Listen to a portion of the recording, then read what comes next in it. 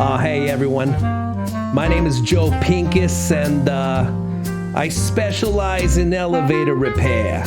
And well, this is one of those cases where you gotta get down and dirty, and you just gotta jump in and work on it. So here goes nothing.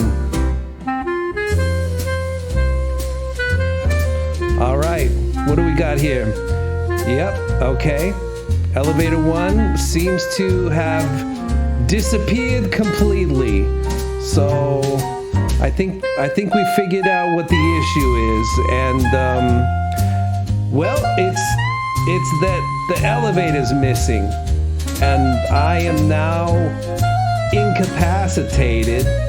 Although I can speak, I can't move my mouth. Oh, and I'm dead. Alright, Joe Pinkis didn't make it in the blackest space. I have survived for extended periods a couple of times, but this was not one of them.